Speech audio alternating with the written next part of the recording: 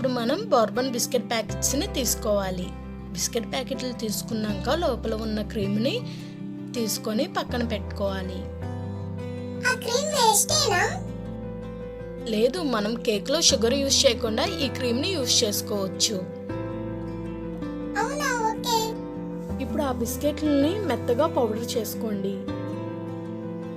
చూసారు కదా, మెత్తగా పౌడర్ అయిపోయింది. ఇప్పుడు మనం ముందుగా పక్కన పెట్టుకున్న క్రీమ్ని ఒక బౌల్లోకి వేసుకొని కొంచెం కొంచెంగా మిల్క్ని యాడ్ చేసుకుంటూ లిక్విడ్ లాగా తయారు చేసుకోండి.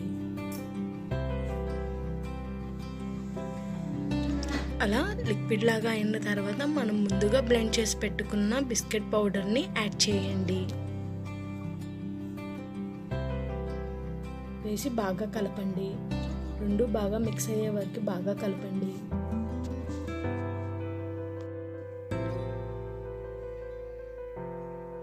బాగా కలుపుతూ కొంచెం కొంచెంగా మళ్ళీ మిల్క్ని యాడ్ చేసుకుంటూ కలపండి.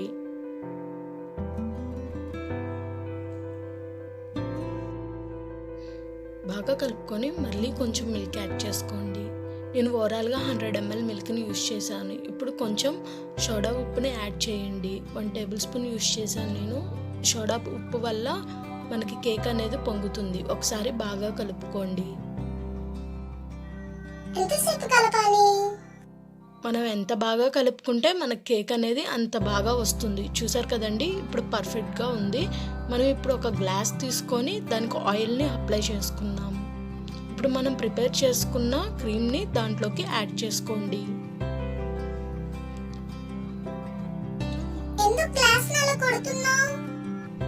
అలా చేసుకోవడం వల్ల లోపల గ్యాప్స్ లేకుండా మంచిగా వస్తుంది. కొంచెం మందంగా ఉన్న గిన్నెని తీసుకోండి. నేను కుక్కర్ యూజ్ చేస్తున్నాను. అలా ఒక స్టాండ్ పెట్టుకొని పైన ఒక ప్లేట్ పెట్టండి. అలా మనం ఫిల్ చేసుకున్న గ్లాసెస్ని కూడా పెట్టి ఒక 40 minutes కుక్ చేయండి విజిల్ తీసేసి.